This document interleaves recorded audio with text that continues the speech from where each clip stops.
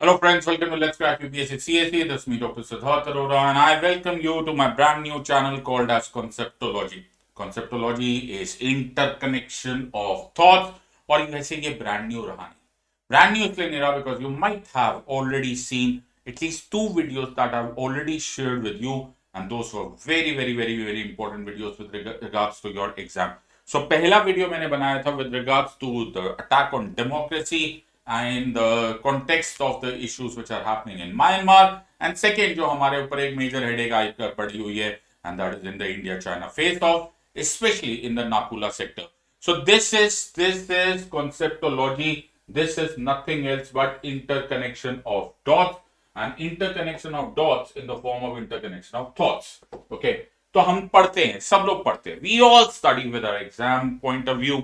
सब लोग को मालूम है ये बुक्स है, ये न्यूज़पेपर्स है, ये कॉम्पिटिटिव मैगजीन्स है, so on so fourth. But UPSC में फैक्ट्स के मार्क्स मिलते ही नहीं है. यूपीएससी में केवल इंटरकनेक्शन ऑफ फैक्ट्स के मार्क्स मिलते हैं, जिसको मैं प्यार से बोलता हूं the matrix. So the matrix बनाने के लिए मैं हर टाइम बोलता हूं, the last 2 years or so whenever I've been teaching Unacademy, मैंने अपने लर्नर्स को इसमें एक्सपर्ट बना दिया. अब मैं डेमोन्स्ट्रेट करना चाहता हूं तुम्हें कि तुम इसका एडवांटेज कैसे उठाते हो, the connection of dots. So I hope most of you know me. I am doctor Siddharth Arora and I got more than 12 years of experience of training you. You're champions in your own subjects, but you are here to tackle the toughest exam in the world, almost the toughest exam in the world, the UPSC Civil Service Examination. So whatever experience that I have, whatever knowledge that I have, I would like to share it with you so that you take full advantage of that. So in very short, although मैंने हर video में इसको repeat किया है, but मैं एक बार फिर से quickly for those of you who are not there or who have not attended my previous videos on this channel, मैं एक बार quickly recap करना चाहता हूँ कि हम करने वाले क्या है. Majority of you who are studying this exam as beginners or studying for this exam as beginners, वो जहां शुरुआत होती है ना वहीं उनका अंत हो जाता है. They take this as a school level, as a college level exam. वो एक टेक्स्ट बुक मांगते हैं, वो हमेशा यही क्वेश्चन पूछते रहते हैं कि कहां से पढ़ना है, कैसे पढ़ना है. प्लीज फर्स्ट ऑफ ऑल अपने दीवारों पे लिख दो, there is no magic textbook for your exam. ये एग्जाम ही वैसी नहीं है जिसको आप स्कूल लेवल या कॉलेज लेवल की तरह कॉन्सेप्ट करो. तुम्हें बहुत सारे फैक्ट्स मिलेंगे, लेकिन उन फैक्ट्स में से तुमको कल आउट करना पड़ेगा दोस which actually matters. ये अपने आप में एक अदा है, ये आर्ट है. एंड फिर उसमें से भी तुम्हें वो काम के रेलेवेंट फैक्ट्स देखने होंगे which is only for your exam. ये काम तुम्हारा एजुकेटर करेगा. फिर द मोस्ट इंपॉर्टेंट पार्ट कि मैं तुम्हें सिखाऊंगा how to connect and make it into a matrix. जैसे एक सर्किट होता है, फिर अचानक लेट देयर बी लाइट हो जाएगा. सो इन दिस केस मैं चाहूंगा कि तुम ये फर्स्ट, थर्ड और फिफ्थ फेज को इग्नोर करो, अपने आप को बचाओ. सेकेंड, फोर्थ और सबसे इंपॉर्टेंट सिक्स्थ स्टेज को अचीव करो. फर्स्ट वो होते हैं जो अमेचर्स होते हैं, okay? वो बुक्स पे बहुत डिपेंडेंट होते हैं. फिर मैंने तुम्हें बताया दिया this exam is not that kind of the nature of the exam is not like this. Third वो है, या फिर ऑड नंबर में वो लोग हैं जो डेल्यूजनल हो जाते हैं, जो पता नहीं किस गलतफहमी का शिकार होते हैं, एंड दे थिंक कि दे विल मैनेज ऑटोमेटिकली, कोई जादू होगा and they will crack this exam. Nothing. And last जो बहुत ही खतरनाक होता है, वो होता है द काइंड ऑफ स्टेज जिसको अलग से बोलते हैं, चाहे वो फिजिकल हो, चाहे मेंटल हो, चाहे इमोशनल हो. They don't want to crack this exam now. वो हमेशा कल की बात करते हैं. There is no tomorrow. याद रखना, अगर तुम इस एग्जाम की तैयारी कर रहे हो तो the preparation has to be today. मैं चाहता हूं तुम पहला, सबसे पहले ये पहचानो कि यू आर मिसिंग समथिंग. अगर तुम इस स्टेजेस में हो, देन यू शुड रिकवर. जिस दिन तुम्हारे मुंह से ये निकल गया आई नीड हेल्प, यार ये एग्जाम ही अलग है, तुम्हारी कोई गलती थोड़ा है. It's not calling on your deficiency. ये एग्जाम ही अलग है, इट्स अ स्पेशलिस्ट एग्जाम. जिस दिन ये होगा उसका अगला दिन तुम्हारा ये होगा, सर हमें रास्ता बताओ and we will do it. So very important part is that मैं तुम्हारे साथ शेड्यूल शेयर करूंगा. शेड्यूल ये टाइम बेस्ड नहीं होगा, ये इवेंट बेस्ड होगा. पहले मैं तुम्हें फैक्ट सिखाऊंगा, फिर तुम्हें उसके बैकग्राउंड फिलोसफी, फिर मैं रेलेवेंट पार्ट पढ़ाऊंगा, और फिर तुम्हें रॉक सॉलिड प्रिपरेशन का एडवांटेज हो जाएगा। और ये मेरा ट्रैक रिकॉर्ड खुद बता रहा है। I more than 7 crore minutes watched on Unacademy. 7 crore live minutes watched on Unacademy is me. I am the author of 7 best-selling books on polity, governance, IR, and constitution. Last year में 18 questions out of 20 question मैंने prove किए थे, plus classes में से directly आए थे। And सबसे important, I have receive the love and respect of my learners, जो ऑटोमेटिकली में, और सबसे बड़ा प्रूफ है, सबसे बड़ा एविडेंस है दैट मेरा मेथड वर्क करता है। So let's have a battle plan. जो 2021 में मेरे बेस्ट फ्रेंड्स तुम अटेम्प्ट कर रहे हो, इस चैनल को देखते रहो और मेरी प्लस क्लासेस ले लो फॉर 1 to 2 years। जिनके पास 2 साल या 2 साल से ज्यादा है, तुम बड़े किस्मत वाले हो, ये तो करो ही करो, साथ में अपने हैंड रिटन नोट्स बनाने लग जाओ। And last but not the least, वो मेरे फ्रेंड्स जो एडवांस स्टेज में है, लास्ट अटेम्प्टर्स है, आखिरी अटेम्प्ट है, और फिर किसी ना किसी वजह से they are not managing this exam, make sure that you watch this, and when you watch this video, मुझे ऐसा पूरी उम्मीद है कि तुमको मिल जाएगा that edge which will determine that you will crack this exam handsomely. So connect with me on my telegram channel। कुछ भी नया आता है, कुछ भी नई चीज आती है, मैं उसमें तुम्हारे साथ शेयर करूंगा। इसका बहुत सिंपल तरीका है, tinyurl.com/siddharthpolity, tinyurl.com/siddharthpolity का लिंक पर जाओ and you can connect with मी। और तुम्हारे पास अगर इस टाइम पर मोबाइल कैमरा है तो इस कोड को स्कैन कर लो and you can connect with me on Telegram. So we are on the largest online learning platform called as Unacademy, जिस पर best the best educators from all over India are teaching. Please negative criticism, negative time pass जो लोग करते हैं, online world है, जो मर्जी जैसा मर्जी बोलता है, बट हमारे यहां पर teachers are teaching, learners are learning, and lots of hard work is going on. So अपने आप को इस एडवांटेज से दूर मत रखो, सारे सब्जेक्ट्स अवेलेबल है। Use the code SIDLIVE, SIDLIV, जब तुम इसको अनअकैडमी के ऐप पे जाते हो, जब तुम अप्लाई करोगे, वहां पर एक जगह आएगी जहां लिखा होगा अप्लाई कोड, वहां पे लिखो SIDLIVE। फिर चाहे तुम्हें प्लस क्लासेस लेनी है, चाहे आइकॉनिक क्लासेस लेनी है, तुम्हें इमीडिएट डिस्काउंट मिल जाएगा and you will be welcome to team SIDLIVE। So मैं चाहता हूं, चाहे तुम आइकॉनिक हो, लो क्लासेस, चाहे प्लस, चाहे optional, make sure that you become a part of a channel. अब प्लीज टाइम वेस्ट मत करो, you are a wise gang of students, take a wise decision now. मेरे इस चैनल को सब्सक्राइब करके रखो, इसी वीडियो के डिस्क्रिप्शन में उसका लिंक आ रहा है, मैं टेलीग्राम पर भी शेयर करता रहूंगा, आई कीप यू पोस्टेड। और मुझे पूरा यकीन है कि हर वीडियो तुमको एक स्टेप ऊपर ले जाएगा in the gravity of the brain that is required. So welcome to Conceptology, and आज हम पढ़ेंगे the cold war. Cold war क्या होता है sir? What is cold war? Cold war क्या होता है? वॉर तो वॉर होता है, लड़ाई झगड़ा होता है, बिल्कुल सही बात। सो हमको थोड़ा सा इतिहास में जाना पड़ेगा। मैं हर टाइम ये पढ़ता हूँ लॉन्ग टाइम अगो, बिल्कुल लॉन्ग टाइम अगो, जैसे बहुत ज्यादा नहीं हुआ लेकिन फिर भी long time ago, you know that in Europe and Japan, okay, एक नई थ्योरी स्टार्ट हुई and that theory was of expansionism. That theory में इटली की तरफ से फैसिज्म आया, हिटलर की तरफ से नाजीज राइज करने लग गए। एंड ऑल्दो मैं तुम्हारे साथ एक अलग से वीडियो बनाना चाहूंगा on world war 2 and the concept of Hitler, लेकिन वर्ल्ड वॉर 2 आ चुका था एंड वर्ल्ड वॉर 2 में एक साइड पे थी द अलाइड पावर्स और एक साइड पे थी the axis powers. The allied powers that was mostly the Western, the US, the European powers like England, France, and the USSR, the Union of Soviet Socialist Republics, जिनको आजकल हम Russia बोलते हैं, जो कि रशिया नहीं है, Russia is only the successor state of USSR. USSR was a far larger country. तो वो एक साइड पे थे, और दूसरी साइड पे the German forces, that is the Third Reich जिसे बोला जाता था, and Italy and the imperial power of Japan.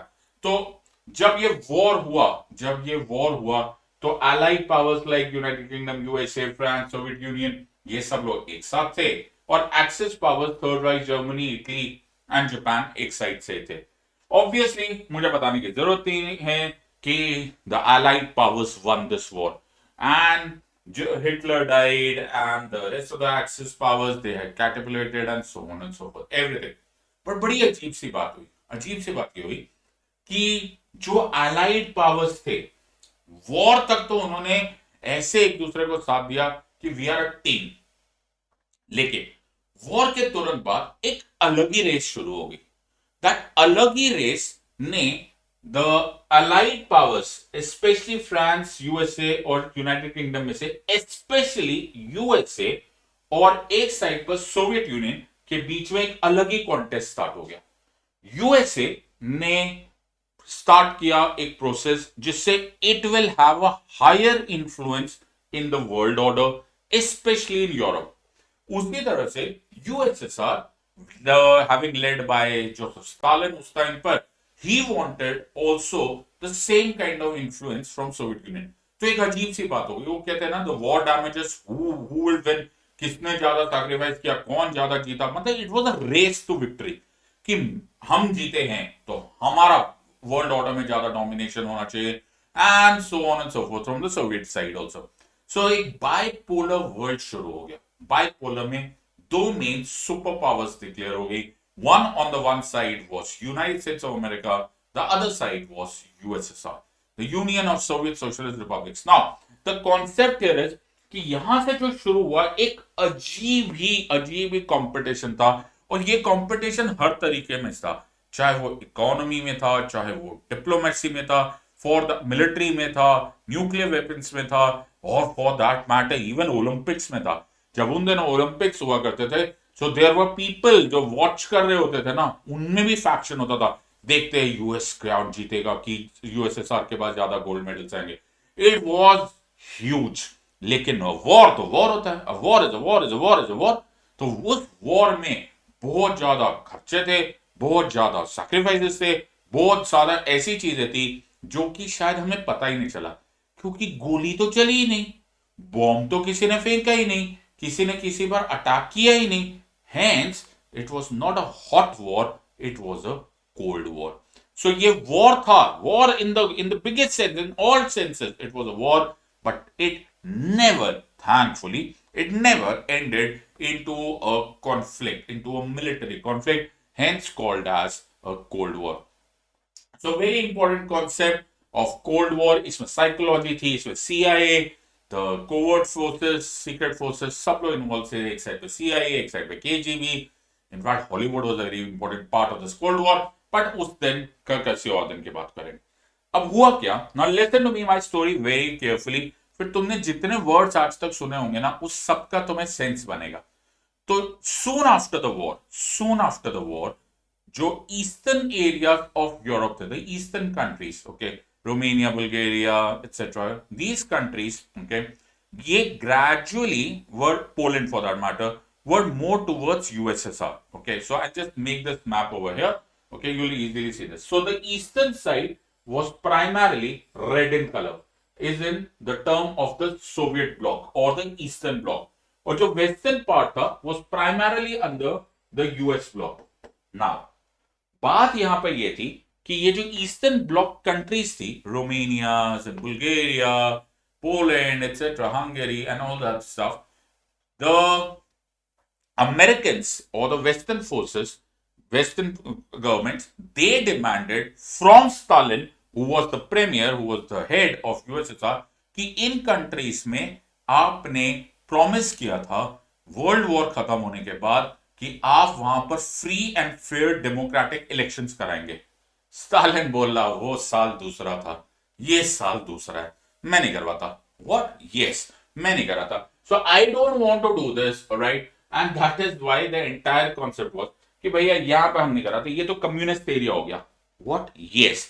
तो mister Winston Churchill, the prime minister of England, उन्होंने एक स्पीच दिया, और उस स्पीच में बोला उन्होंने the following. He said, I am condemning the Soviet Union's policy in Europe, and he declared from Staten in the Baltic to Trieste in the Adriatic, an iron curtain has descended across the continent.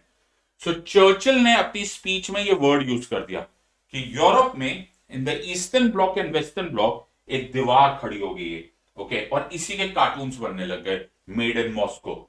In other words कि USSR ने एक iron curtain बना दिया है जिसके दूसरी side कोई democracy नहीं है, कोई ट्रांसपेरेंसी नहीं है, सब कुछ ओपेक है, सब कुछ कम्युनिस्ट हो गया। और ये आयरन कर्टन जो वर्ड था वो इतना फेमस हो गया, ऐसे Churchill was a master orator and master in English language, कि ये वर्ड इतना फेमस हो गया, it became synonymous with beginning of what is called as cold war. तो बहुत सारे लोग इसको आयरन कर्टन बोलते हैं, it can be a part of your exam also, sometimes a part of an interview, कि आयरन कर्टन को technical word था ना? नो, टेक्निकल वर्ड नहीं था, it was a very beautiful description however, so to say, जो कि Winston Churchill ने utilise किया था to describe the so-called lack of democracy, the so-called lack of transparency, the so-called less amount of freedom which was available in the Eastern Bloc. तो मेरी बात आई hope तुम्हें समझ में आ गई। तो जिस कम्युनिस्ट एरिया में और जो सोवियत रेजिम का पार्ट था उसको डिस्क्राइब करने के लिए, उस दीवार को डिस्क्राइब करने के लिए आयरन कर्टन यूज किया गया। अब मैं तुम्हें कहीं और लेकर जा रहा हूं। तो this class is going to be very very heavy weight class, okay.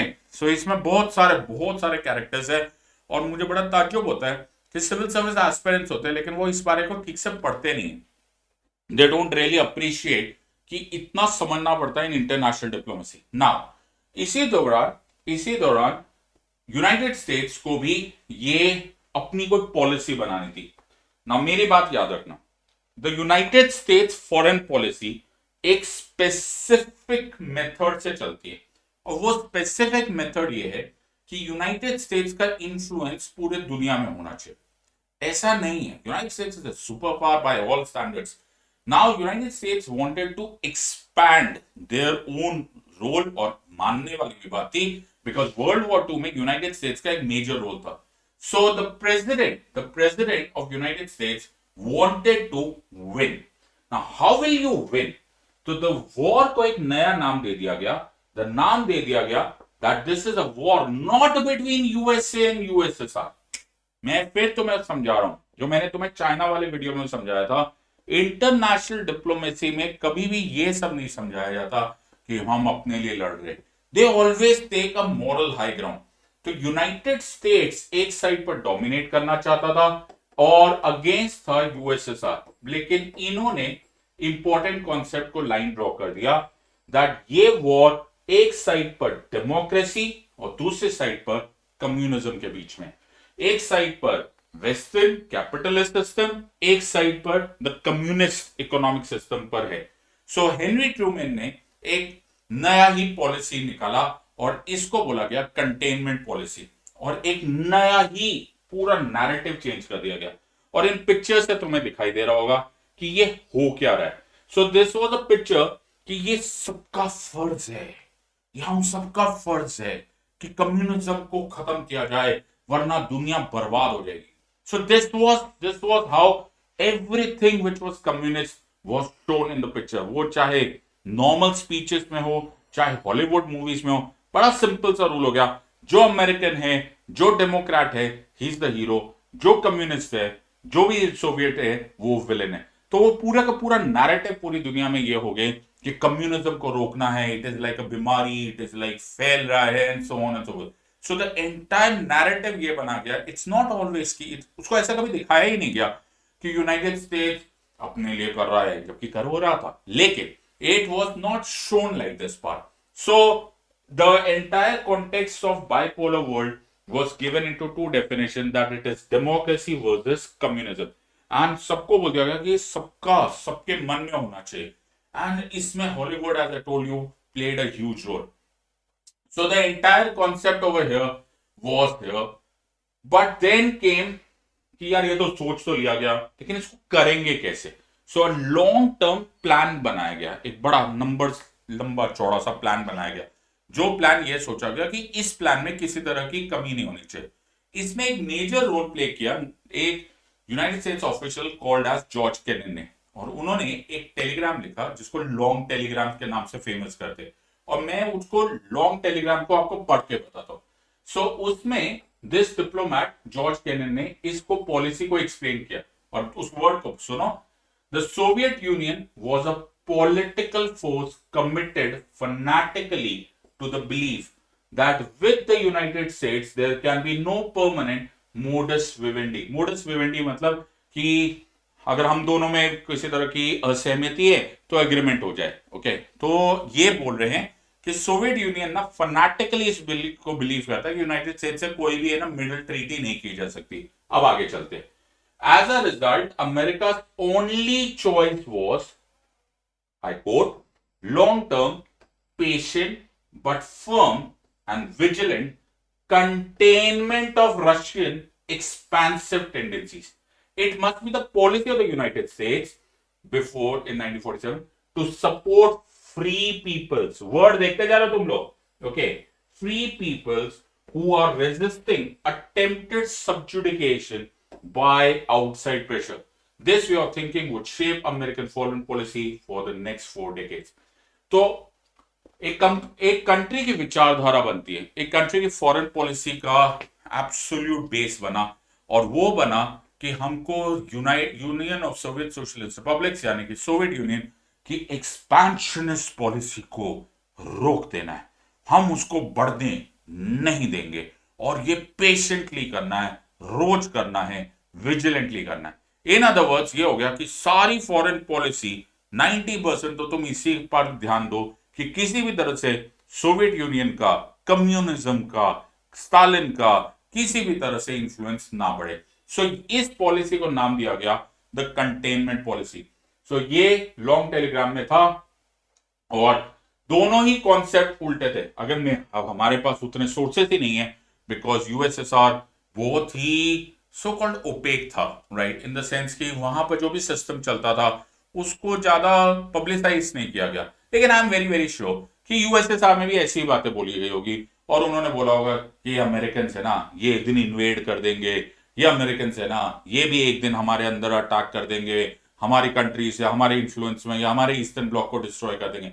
So there was distrust from both sides, right, and this America की साइड से जो पॉलिसी स्टार्ट हुई इसको बोला गया containment policy. So long term patient but firm and vigilant containment of Russian expansive tendencies is called as containment। ये तुम्हारा question आ सकता है, so be very very careful with every word over here कि what was American policy while in the early stages of the Cold War? It was nothing else but containment। बड़ा ही passive था, बड़ा ही passive था, और at least ये था कि हम अपने अपने आप को defence, so it was defensive offensive in nature। तो ये इससे सबसे अच्छा कितना जो पिक्चर इज वर्थ 1000 words। तो this is uncle Sam, okay, this is the Russian bear, और ये बड़ा अच्छी तरह से दिखा रहे हैं कि ये किसी ना किसी तरह से इसका इन्फ्लुएंस स्टॉप करेंगे, चाहे यूज ऑफ पाकिस्तान, चाहे यूज ऑफ इजराइल, चाहे use of western Europe, USA, और इनफैक्ट इनका प्लान तो चाइना के तरफ भी था। चाइना के बारे में अभी थोड़ी देर में आते हैं। और ये है रशियन बियर, इनको लगा रशियन बियर इतना हल्का सा रहेगा, रशियन बियर और रशियन बियर मजाक है क्या? Okay, but either ways it was containment policy. It was introduced by George Kennan। United States foreign policy during the Cold War था, गोल ये था limit the spread of communism। मैं फिर तुम्हें बता रहा हूं, ये कम्युनिज्म बढ़ना चाहता था नहीं चाहता था, वो चाह रहा है या नहीं चाह रहा है, ये किसी को आइडिया ही नहीं है भैया, फॉरेन पॉलिसी है हमारी। So it was response to Soviet expansion in eastern Europe. So eastern Europe में सोवियत एक्सपेंशन होना रोक देने का एक मेजर तरीका था was this one। So I hope everyone has understood this point, and let us understand future। So continuing with our discussion of containment policy, okay, अगर तुम्हें उस टाइम के सारे सिचुएशन दिखाई देंगे तो यहां लिखा Truman acts to save nations from red rule, asked 400 million to aid Greece and Turkey, Congress fight likely but approval. ये क्या है? Henry Truman was very very smart with this part. तो प्रेसिडेंट ट्रूमन ने एक बहुत अच्छा आइडिया बोला, ऐसा थोड़ा हम लोग रशियंस को रोक पाएंगे, कुछ ना कुछ तो करना पड़ेगा, एंड द रीजन में कुछ ना कुछ इज वेरी वेरी इंपॉर्टेंट। कैसे बोल सकते हो? See if you pay attention to whatever happened in second world war, जीत गए यार, द वेस्टर्न फोर्सेस जीत गए, allied forces had won, no doubt about it, there is not a single doubt about it, इसमें कोई tension वाली situation नहीं। लेकिन जो मेजर सिचुएशन यहां पर हो चुकी थी, जो मेजर सिचुएशन कि चाहे जर्मनी हार गया, लेकिन द वेस्टर्न यूरोपियन पावर्स को मैसिव लॉसेस हुए थे, ह्यूज मैसिव लॉसेस। शहर के शहर बर्बाद हो चुके थे, factories, industries, everything. Europe was in absolutely rotten phase. लोगों का मनोबल टूट चुका था, there was no business, there was no commerce, और ऐसी कंट्रीज कितनी देर सर्वाइव कर सकती है? So an entire concept, an entire thing had to be done in the terms of economy also. So president Truman ने एक बहुत अच्छा मेथड यूज किया जिसको बोला जाता है डॉलर डिप्लोमेसी। क्या बोला जाता है? It is called as dollar diplomacy. So dollar diplomacy में ट्रूमैन ने शायद, अगर हम इसको डॉलर टर्म्स में इन्फ्लेशन के अनुसार देखें, तो शायद आज तक का सबसे बड़ा फॉरेन कंट्रीब्यूशन और रादर अ डॉलर कंट्रीब्यूशन किया in the way of a financial repatriation of Europe. तो बिलियंस ऑफ डॉलर्स वहां से यूनाइटेड स्टेट्स से in the so called help to Europe दिए गए बाय दिस प्लान, जिसको बोला गया the Marshall plan. So George Marshall, United States Department of Defense से, इन्होंने सजेस्ट किया कि ऐसे तो यार पूरा का पूरा रशियन इन्फ्लुएंस हो जाएगा, उनके पास पैसा ही नहीं है यूरोप के पास, तो this is the time to rebuild Europe. और वो actually was nothing else but dollar diplomacy. United States का एक मेथड था by which they wanted to expand their influence, और इससे अच्छा तरीका नहीं था। तो मार्शल प्लान के तहत millions and billions of dollars were handed over to Europe with certain conditions कि जब तुम लोग ट्रेड करोगे, जब तुम कुछ मैन्युफैक्चर करवाओगे, so make sure that you buy it from United States companies। क्या बात है यार, क्या मतलब अमेरिकन का तो कमाल होता है।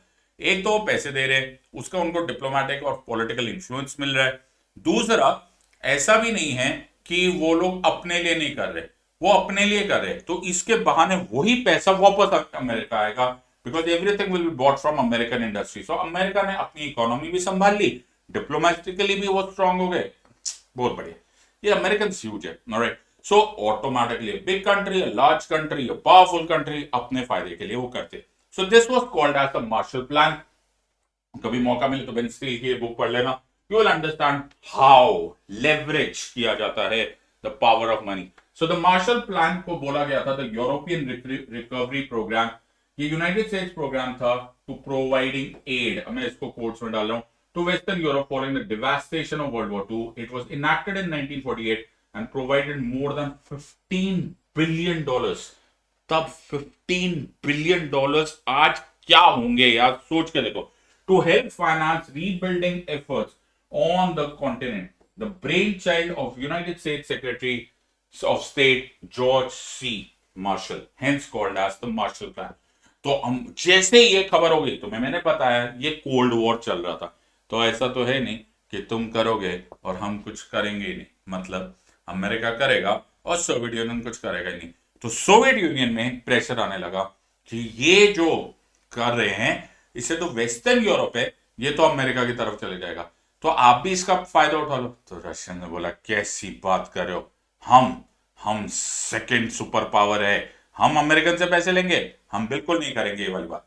तो ये किया अमेरिका ने for European recovery supplied by the United states of America. But मैं फिर बोल रहा हूं, ये सिर्फ नाम का एड था, it was nothing else but dollar diplomacy. It was nothing else but a method to increase the influence of United States as well as to rebuild or recharge their own economy। Russian बोले हाँ, हम ये सब नहीं करते, हम अपना एक प्लान निकालेंगे, और उस प्लान को नाम दिया गया the Molotov plan. So Molotov plan उस टाइम के सोवियत यूनियन के फॉरेन मिनिस्टर वाशिव मोलोटोव का प्लान था। उससे बोला इससे बात है क्या, हम नहीं मदद कर सकते क्या, हम भी बड़े लोग हैं। तो स्टालिन ने इनको बोला कि तुम क्या करने वाले। सो स्टालिन ऑफ कोर्स साले हम लोग भी क्या करेंगे, तो बोला don't worry, we will counter it with our own financial rebuilding plan. So यहां पर तुम वेस्टर्न यूरोप को दो, हम ईस्टर्न यूरोप को देंगे। So it will be absolutely tit for tat. I hope you are understanding the entire concept. ये सही मायनों में एक वॉर था, एक गेम तुम चलो, एक गेम हम चलते। Now what is the main problem here is कि मैं फिर बोल रहा हूं, इसमें the media as well as the films played, as well as the newspapers, they played a huge role, क्योंकि स्टालिन और यूएसएसआर was primarily opaque। वो आयरन कर्टन था, वहां पर आयरन कर्टन वो चर्चिल ने बोला था, बट जो भी है वो ओपेक था, वो बहुत गवर्नमेंट सेंट्रिक था, बहुत सारी चीजें सीक्रेटिव चलती थी, इसलिए आपको ये नाम इतने कॉमनली नहीं सुनाई देते, बट किया इन लोगों ने भी वही वाली चीजें थी। मार्शल प्लान, अगर तुम इंटरनेशनल रिलेशंस को के बेसिक स्टूडेंट भी हो तो तुम्हें मालूम था मार्शल प्लान था यार। अभी अभी very close by Marshall plan का सो कॉल्ड एनिवर्सरी हुआ था, लेकिन मोलोटोव प्लान किसी को मालूम है ना? किसी को मालूम नहीं पड़ा। वाई? बिकॉज उसकी पब्लिसिटी नहीं हुई, उसको इतना प्रोपोगेंडा नहीं किया गया, और ये लोग करते वही थे, लेकिन ये कभी इतनी सूचना फैलती नहीं थी। So what I am teaching you is to understand international relations, international diplomacy like it is। तुम्हें मैं सब कुछ बता रहा हूं ताकि तुम्हें मालूम हो कि ऐसा नहीं होता कि ब्लैक एंड व्हाइट होता है, ऐसा कोई नहीं होता। इंटरनेशनल डिप्लोमेसी में ब्लैक एंड व्हाइट खेलना बड़ा खतरों का खिलाड़ी वाली बात हो जाती है। We are students of law, we are intellectuals, we are trained in the subject of international diplomacy, law, polity, constitution. भाई हमारी आंखों से थोड़ा ना छूटेगा। We knew that the game was on from both the sides. तो पूरा Europe divide हो गया इनटू डिफरेंट डिफरेंट पार्ट्स, और इसके बाद एक नया डिवीजन स्टार्ट हुआ, और वो डिवीजन स्टार्ट हुआ into what are called as NATO members and Warsaw Pact members, and then there were neutral nations। अब ये क्या हो गया सर? अभी तक तो यहां तक ये समझ में आ रहा था कि एक साइड से मार्शल प्लान के पैसे आ रहे, एक साइड पे मोलोटोव प्लान के पैसे आ रहे, बट ये नई वस्तु कहां से आ गई? ये कौन है? नेटो कहां से आ गया? वॉर्सो कहां से आ गया? So now we will again have to go to USA, but उससे पहले एक मेजर एंगल विद चाइना। अब China had a very major role to play in this game. क्यों? ऐसा क्यों? बिकॉज मानो ना मानो, चाइना इज एशिया में अ ह्यूज कंट्री। अब China was a very major dicey situation. क्यों? बिकॉज चाइना में कम्युनिस्ट पार्टी थी। नहीं, फिर से वापस चलते। चाइना में कम्युनिस्ट पार्टी थी? गड़बड़ हो गई। क्यों? क्योंकि चाइना में कम्युनिस्ट पार्टी हमेशा नहीं थी। The Chinese communist forces were in the process of dominating China। मतलब for the longest time ये एक वॉर चल रहा था between communist and non-communist। तो ये जो मैप है ये 1946 के अराउंड का मैप है। ओके, धीरे धीरे वो बढ़ गया, ये 1949 का मैप है, और उसके बाद 1950, अगर तुम्हें मेरा प्रीवियस वीडियो याद है तो बैटल ऑफ चांगडो के बाद उन्होंने तिब्बत को भी ऑक्युपाई कर लिया। So now I hope you know the entire story. तो 46 में चाइना में कम्युनिस्ट जोन इतना ही था, 49 में यहां पर, और 50 में यहां तक। So do you realise that the communism was rising? It was not the situation that China हमेशा से कम्युनिस्ट था। एक और प्रॉब्लम है कि चाइनीज में 1920s में कम्युनिस्ट फोर्सेस का ऑल्दो चाइनीज गवर्नमेंट के साथ पंगा चल रहा था, लेकिन वर्ल्ड वॉर 2 में उन्होंने कोऑपरेट किया, बिकॉज और कोई चॉइस ही नहीं थी, because Japan was about to destroy China. तो हम यहां पे बड़े कंफ्यूज वाले मोड में कि चाइना तुम कम्युनिस्ट हो कि नॉन कम्युनिस्ट हो, पता नहीं। अच्छा चलो छोड़ो, तुम यूनाइटेड स्टेट्स का फेवर करोगे कि यूएसएसआर का, पता नहीं। Obviously so China was in a very major dicey situation, क्योंकि चाइना को मालूम था कि यूनाइटेड स्टेट्स भी एक सुपर पावर है, यूएसएसआर भी एक सुपर पावर है। चाइना का अभी कम्युनिज्म का स्टार राइज कर रहा था, लेकिन अभी तक उनको यह नहीं मालूम था कि व्हाट विल हैपन नेक्स्ट। तो चाइना ने सो कॉल्ड कोई भी ब्लॉक को ज्वाइन नहीं किया। I hope everyone is understanding. तो अगर तुम चाइना के उस टाइम पे सिचुएशन देखोगे तो यू डोंट नो 46 में उसको क्या बोलेंगे कि ये कम्युनिस्ट है कि नॉन कम्युनिस्ट है। आई डोंट नो 49 में राइज कर रहा है, 50 में बहुत ज्यादा राइज किया।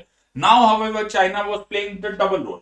चाइना का कहीं ना कहीं लिंक जरूर यूएसएसआर के साथ था because communism and rise or was rising, but China decided not to join any pact, and that was a very important step in our understanding. लेकिन इसी दौरान soon after हमें लगा था यार सेकेंड वर्ल्ड वॉर खत्म हो गया। You know how many crore of people died. सिर्फ यूएसएसआर की बात कर ली जाए तो वो 3 करोड़ कैजुअलिटीज थी। 3 करोड़, यस बेटा, 3 करोड़ कैजुअलिटीज हुई थी इन ओनली सोवियत यूनियन। और ये तब की बात है बेटा जब इंटरनेट नहीं था, जब transparency of news and information pathetic थी, सो टू से लीस्ट सो टू से। तो बड़ी मेजर सिचुएशन में हम लोग को ये दिखाई दिया कि हमको लगा यार सब लोग समझ गए। फिर हुआ उसका एंड, और उसका एंड भी हिरोशिमा एंड नागासाकी से हुआ। Can you believe, untold human mystery. लेकिन ह्यूमन बीइंग्स ना, they are hardwired to keep fighting with one another, right. वो अपने ही दुश्मन खुद है। एंड यही सिचुएशन हुई कि हमको लगा था 1945 के बाद जब वर्ल्ड वॉर 2 खत्म हो गया कोई वॉर नहीं होगा। ऐसा होता है वैसे ना, ऐसा नहीं हुआ, बिल्कुल नहीं हुआ। तो soon after that Korea became the flashpoint. Korea became the flashpoint because of this 30th parallel, जहां north Korea which was communist supported, ये रहा, ओके, ने अपने फोर्सेस को भेज दिया against south Korea. So at the end of the World War II, the Allies occupied Korea to disarm the Japanese.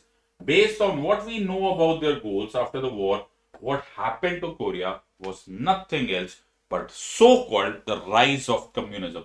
So 38th parallel पे, okay, the North Korean forces ने South Korea पे attack कर दिया, and it raised into an issue which was called as the Korean War. अब बड़ी अजीब सी बात थी, कोरियन वॉर में एक साइड पर कम्युनिस्ट था, एक साइड पे नॉन कम्युनिस्ट थे। एक साइड पर चाइना सपोर्ट कर रहा था, चाइना को पीछे से यूएसएसआर सपोर्ट कर रहा था। एक साइड पे साउथ कोरिया था, जहां पर पीछे से western forces and United states force कर रहा था।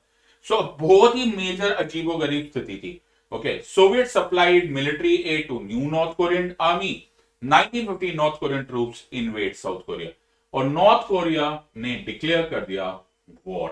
This was invasion of South by land and sea, और ये अपने आप में एक अनडिक्लेयर्ड वॉर हो गया। पूरी दुनिया में ये हेडेक हो गई कि कम्युनिज्म इज स्प्रेडिंग। अब इसमें ऐसा नहीं था कि यूएस की तरफ से कुछ नहीं हुआ था, but as I told you, propaganda machine इनकी ज्यादा स्ट्रॉन्ग थी, मीडिया मैनेजमेंट इनकी ज्यादा स्ट्रॉन्ग थी।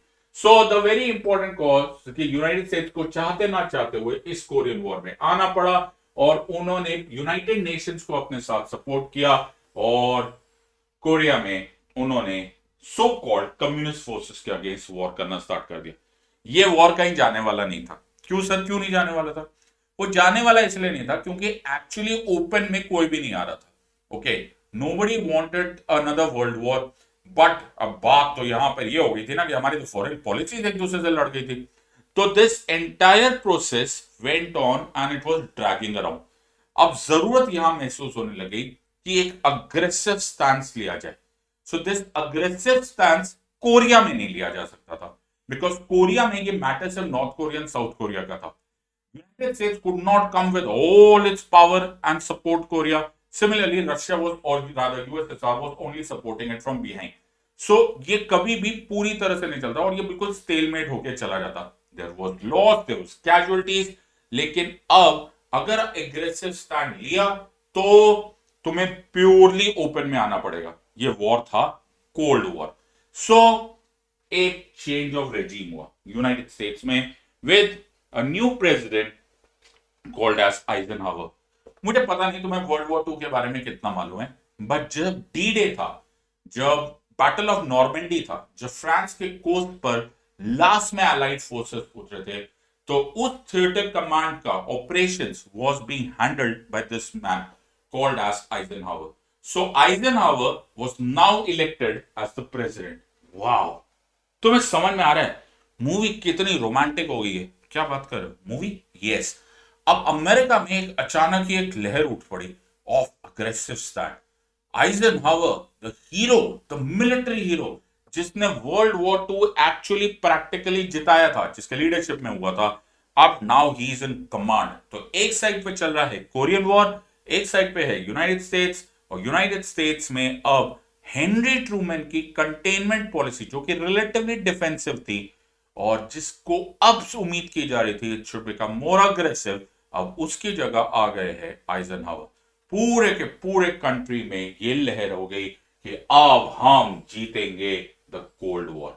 ऑलराइट, सो जैसे Eisenhower came into the picture, तुम्हें मालूम है जब जब एक पॉपुलेशन तंग आ जाती है, क्या तक हम रोके रखेंगे, कब तक हम डिफेंसिव खेलेंगे, सो दैट जैसे Eisenhower was one of the candidates, he won a landslide victory. But Eisenhower थे, he was a military man. उनको मालूम था which war to fight and which war to leave. तो इन्होंने बहुत अच्छे से गेम बनाई and you have to understand this. तो सबसे पहले इन्होंने कोरिया वॉर खत्म करवा दिया। What? Yes. देखो, how does a visionary leader think? उनको मालूम था this war is going nowhere, तो उन्होंने नॉर्थ कोरिया और साउथ कोरिया के बीच में एक आर्मिस्टिस और सीज फायर साइन करवा दी। बोला ये खत्म करो यार, तुमसे कुछ होने वाला है नहीं, बेफालतू का वॉर है। एक सिंपल सी लाइन है, दोनों साइड पर एक डीमिलिटराइज जोन बनाया जाए और एब्सोल्यूट शांति बनाए रखो, इसको खत्म करो।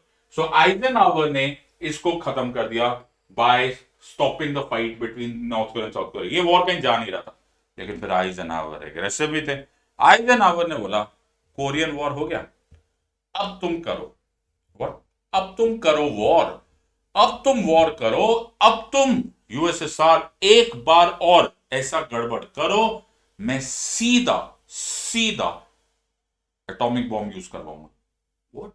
यस, हम लोग कोई छोटा मोटा बॉम्ब नहीं यूज करेंगे, we will go straight nuclear. अब हम तुम्हारे, अब कोई भी ये टाइम पास नहीं होने वाला, I am upping the ante. In other words, he took that aggressive stand. इस पॉलिसी को ब्रिंक्समैनशिप बोलते हैं। क्या बोलते हैं इसको? इसको ब्रिंक्समैनशिप। इसमें होती है तलवारें बाहर है, ओके, अब बात नहीं होगी, अब फाइट होगा। So it is brinkmanship. Brinkmanship मतलब अब हम बिल्कुल दरवाजे पे खड़े हैं भाई, तूने आवाज दी, हम सब बोरिया बिस्तरा लेकर अटैक कर देंगे। So he is increasing the policy to an extent of aggressive stance. तो उन्होंने हिंट दिया मैसिव रिटेलिएशन का। उन्होंने बोला कि अब हम कुछ भी ऐसा हल्का फुल्का नहीं करेंगे, अब हम न्यूक्लियर वॉर करेंगे अगर हमको छेड़ा गया तो। सो this was the new policy, और ये पॉलिसी को याद रखना, इस पॉलिसी को बोला गया ब्रिंक्समैनशिप। तो उन्होंने बोला कि यार अब ना रशिया से ऐसे प्यार प्यार से वॉर, छोटे मोटे वॉर नहीं करेंगे, ये छोटे मोटे वॉर के बस की चीज नहीं है। अब हमको अपना nuclear arsenal, the nuclear stockpile बहुत ज्यादा बढ़ाना पड़ेगा। We have to counter the USSR not with words, not with minor place, but with huge weapons, hinting at an aggressive stand. इसी दौरान तुम्हें याद होगा देयर वाज अ ट्रूमैन की, जो इनके एक्स प्रेसिडेंट थे, उनकी एक कंटेनमेंट पॉलिसी थी। कंटेनमेंट पॉलिसी में ये धीरे धीरे अपना इंफ्लुएंस बढ़ाना चाहते थे। तो Eisenhower saw this as an opportunity और he expanded that Truman's policy to the Mid East. तो जो गल्फ स्टेट्स है वहां पर उन्होंने इंफ्लुएंस बढ़ाना स्टार्ट किया। दिस वाज देयर फोरसाइट कि हम ना कहीं से ऑयल सप्लाइंग कंट्रीज को अपने कंट्रोल में रखेंगे। So on one side he said let me extend the Truman's policy towards the Mid East, and यहां पर बोल दिया कि अब हम रुकेंगे नहीं, अब जो भी होगा आर या पार होगा, and we are on what is called as brinkmanship. So this was willingness, ये पॉलिटिकल विल था कि बेटा बात नहीं होगी, ओके, कुछ गड़बड़ हुआ straight away get ready for the war. So इन्होंने अपने CIA, that is the covert forces को बोल दिया गेट रेडी, कि कहीं पर भी अमेरिकन इंटरेस्ट अगर डैमेज होते हैं तो तुम हमें बताओ and we will send our forces. तो ये गन बोट डिप्लोमेसी स्टार्ट हुई। क्या स्टार्ट हुई? Gun boat diplomacy. देखो, मैं तुम्हें over the period of time मैं तुम्हें बहुत सारी हिस्ट्री की चीजें पढ़ाऊंगा, लेकिन ये कुछ बातें सेम ही होती थी। ओके, तो तुम्हें बहुत बार नोटिस करा होगा यूनाइटेड स्टेट्स को डायरेक्टली कोई नहीं जाकर अटैक कर रहा, लेकिन नॉर्थ कोरिया में भी कुछ होता है, वो अपने पैसिफिक फ्लीट्स भेज देता है, एयरक्राफ्ट कैरियर भेज देता है। कुवैत में कुछ होता है, तो वो अपने पैसिफिक फ्लीट या फिर कोई और नेवल फ्लीट भेज देता है या कमांडोज को ऑपरेशन करवा देता है। क्यों करता है? This was America's way of showing कि आप जहां जाओगे, अगर तुमने अमेरिकन फ्रेंड्स, अमेरिकन इंटरेस्ट के अगेंस्ट काम किया, हम अपनी सारी पावर यूज करेंगे। So it was no longer कि मेरे घर पे आके अटैक करोगे तो, मेरे दोस्तों पे भी अटैक करोगे, मेरे इंटरेस्ट पे, मेरे इकोनॉमिक, डिप्लोमेटिक, किसी भी इंटरेस्ट को अटैक करोगे, we will go for this part. So this was the gun board policy, और ये था Eisenhower doctrine. This was due to the threat of communism in Middle East, use military if necessary to protect those resisting communism, extended Truman's doctrine to Middle East for the future. So the entire concept एक side पर now was Eisenhower जो कि aggressive था, और ये भाई साहब तो हमेशा से अग्रेसिव थे। So Joseph Stalin was the head of Union of Soviet Socialist Republics, the USSR। भाई ये लोग सब अपने अपने मामलों में hugely aggressive people। The war was over, but the war was not over. In other words, अब जो background में चल रहा था was far more dangerous and had far huge potential. So very important stance over here. एक side पे Stalin, एक side पे Eisenhower. We are right in the middle of the Cold War. और स्टालिन साहब जो थे, ये ऐसा नहीं था कि ये छेड़ने से बाज आते थे। इनफैक्ट द वेस्ट जर्मनी और ईस्ट जर्मनी जब सेपरेट हो गए तो एक दिन अचानक स्टालिन जी ने बोल दिया कि सारे वेस्टर्न फोर्सेस, वेस्टर्न बर्लिन से जितने भी लोग हैं, जो भी वेस्टर्न फोर्सेस ईस्ट बर्लिन में, सबके सब चले जाओ। क्या बात कर रहे हो? सबके सब, not a single person should be left here. और उनको इतना हैरेस किया गया, कभी इंटरनेट पे पढ़ना, what was Berlin airlift, world record setup हुए कि किस तरह से यहां से flooding out of western forces या वेस्टर्न पीपल किया गया। Stalin used to make sure कि वेस्टर्न फोर्सेस को भी वो प्रॉपर्ली हैरेस करे, वेस्टर्न लोगों, and western people were very very very very absolutely annoyed with the attitude of Stalin. तो कहीं पे भी मिडिल ग्राउंड आता हुआ दिख नहीं रहा था। And that is why USSR and the United States of America were always at loggerheads with one another. This is popularly called as the Cold War at its heightened range. And फिर ये मामला शांत होने की जगह ये मामला बिगड़ गया। कैसे बिगड़ गया सर? मामला तब बिगड़ गया जब आर्म्स रेस शुरू हो गई। नाउ एक अजीब सा वेपन सिस्टम स्टार्ट हुआ। द वेपन सिस्टम और rather the collection of weapon system कुछ ऐसा था कि अंडर नो सर्कमस्टांसेस व्हाटसोएवर कोई भी कंट्री इस बात को मानने को तैयार था कि हमारे पास कम वेपन्स होने चाहिए। अरे कम का मतलब क्या होता है? कितने न्यूक्लियर बॉम्ब्स चाहिए यार तुमको एक दूसरे को डिस्ट्रॉय करने के लिए? अरे छोड़ो यार, एक दूसरे को नहीं, पूरी दुनिया को डिस्ट्रॉय करने के लिए कितने न्यूक्लियर बॉम्ब्स की जरूरत है? 100, 200, 500। Eight the height of cold war, thousands and thousands and thousands of nuclear bombs and of that kind of weightage, जो कि हिरोशिमा एंड नागासाकी के बॉम्ब्स उनके आगे चाइल्ड प्ले लगे, दोनों कंट्रीज में थे। और उसमें भी एक ट्रिगर था। अगेन अब मुझे ये भी नहीं मालूम है कि ये सच है कि झूठ है, बिकॉज किसी को प्रूफ तो मालूम नहीं था। तो रशियंस ने एक जगह पे ये बात बता दिया, ओके, कि पता नहीं वो बताया गया कि it was only disinformation, लेकिन the newspaper is showing that Russia has atomic bomb. तो United States learns of recent explosion, president discloses, Pentagon shows excitement but officials mum. अब तुम्हें ये ध्यान से दिख नहीं रहा होगा, पर यहां लिखा हुआ है details on blast in USSR not revealed. I hope you are understanding. किसी को कुछ पता नहीं चल रहा। ओके, न्यूज़पेपर्स में आया कि एक एक्सप्लोजन हुआ, बोला गया कि रशिया के पास भी एटॉमिक बॉम्ब है। अगर रशिया के पास एटॉमिक बॉम्ब है तो हमारा एटॉमिक बॉम्ब जो कि हमने हिरोशिमा नागासाकी में यूज किया था, अब रशिया के पास भी होगा, and so on and so fourth. अब इसमें कितना सच था, कितना झूठ था, कितना वेटेज ऑफ न्यूक्लियर बॉम्ब था, सब स्पेकुलेशन में था। But what started was a huge arms race, complete distrust of one country with the other one, and started an arms race। और इसी कॉन्टेक्स्ट में यूनाइटेड स्टेट्स ऑफ अमेरिका ने बनाया और rather इनिशिएट किया what is called as NATO। NATO was North Atlantic Treaty Organization। What is that? North Atlantic Treaty Organization. So इस North Atlantic Treaty organisation को पहले समझने की कोशिश करो। North Atlantic Treaty Organization was only a military strategic alliance. इसमें trade का कोई कॉन्सेप्ट नहीं था, इसमें और कुछ कॉन्सेप्ट नहीं था। तो ये तुम्हारा सार्क नहीं था, ये तुम्हारा यूनाइटेड नेशंस नहीं था, ये तुम्हारा ब्रिक्स नहीं था, ये तुम्हारा BBIN नहीं था। This was nothing but a military organisation, a military strategic alliance, जिसका एकमात्र दिल था धड़कता हुआ दिल। धड़कता हुआ दिल, यस, जो था इस नेटो ट्रीटी का आर्टिकल 5। इस नेटो ट्रीटी का आर्टिकल 5 वॉज द ओनली धड़कता हुआ दिल है। व्हाट इज धड़कता हुआ दिल है? आर्टिकल 5 बोलता है बहुत सिंपल साफ शब्द हिंदी भाषा में कि अगर तुमने मुझ पर अटैक किया या मेरे किसी ऐसे मेंबर पे अटैक किया जो कि नेटो का मेंबर है, तुमने किसी पे भी अटैक किया, हम सोचेंगे हम सब पे अटैक हुए। I hope you are understanding. If you attack one or everyone, we will consider we are the complete NATO has been attacked. In other words, ऐसा मत समझना कि तुम एक एक छोटी सी कंट्री को उठा के अटैक करोगे और खत्म कर दोगे। नो, तुमने हमारे एक भी मेंबर को यूज किया, अटैक किया, उस पर गोली चलाई, हम सब खड़े हो जाएंगे। This is NATO.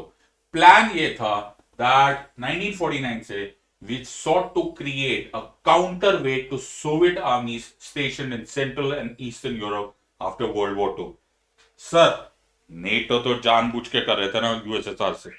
हाँ बेटा, बोलने वाले तो ऐसे बात बोलेंगे, लेकिन ये बात सच नहीं है। क्यों? क्योंकि स्टालिन साहब भी तो ऐसे ही कर रहे थे।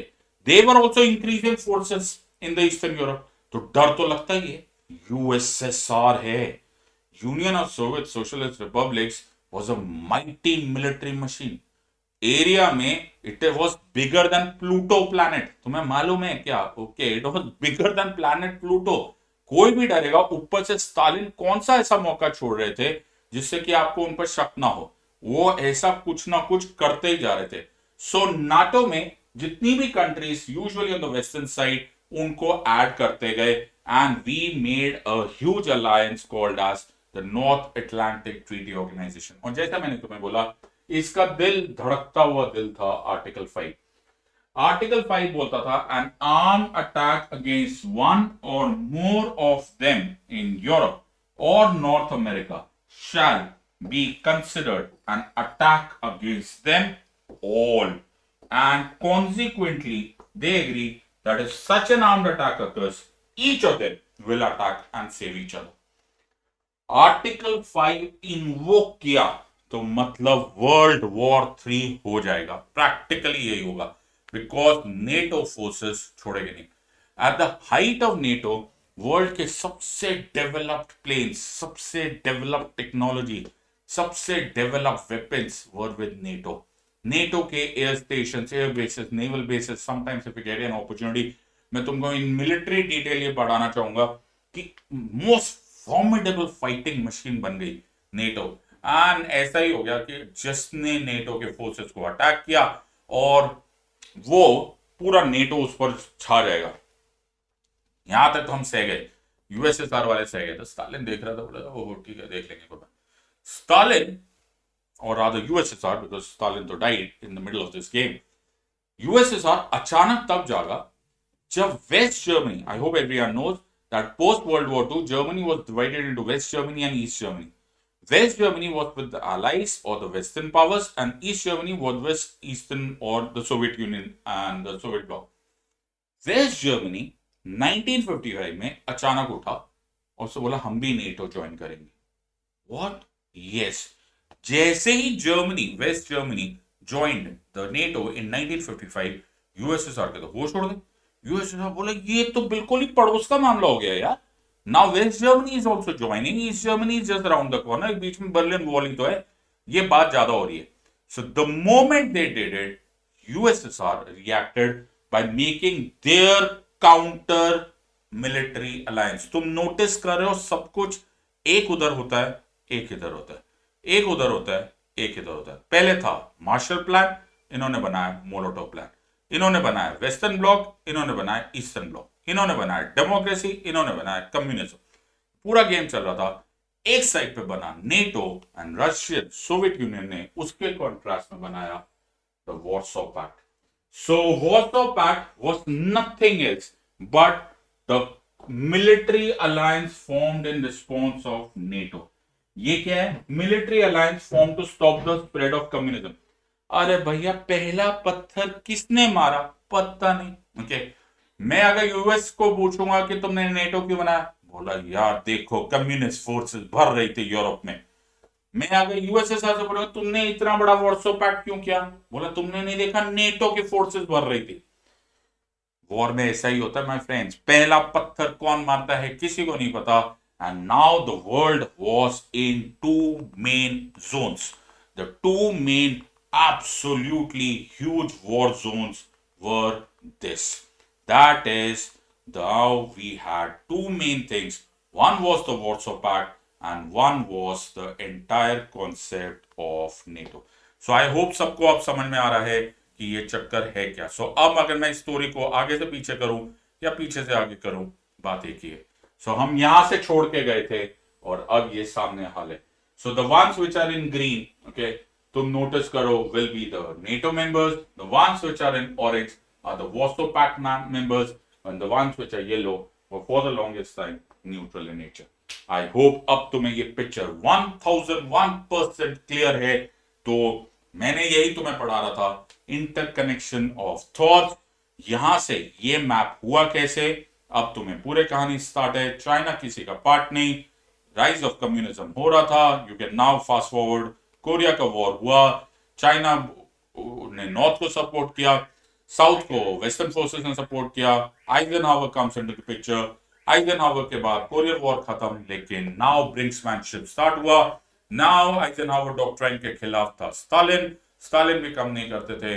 एक साइड पर बना the arms race, arms race भी पता नहीं सही था कि गलत था, बिकॉज ये न्यूज अनकोरॉबोरेटेड थी। द रशिया ने अपना एटॉमिक बॉम्ब बनाया। कंप्लीट डिस्ट्रस्ट की वजह से अमेरिकन फोर्सेस ने या फिर वेस्टर्न फोर्सेस ने बनाया नेटो, और कंप्लीट डिस्ट्रस्ट की वजह से इनकी रिटेलिएशन में यूएसएसआर ने बनाया वॉर्सो पैक्ट। सो चाहे स्टोरी यहां से पकड़ो चाहे वहां से पकड़ो, आई थिंक मैं तुमको सब कुछ क्लैरिफाई कर चुका हूं। So the war is continuing, one coming from your end, one from the other one.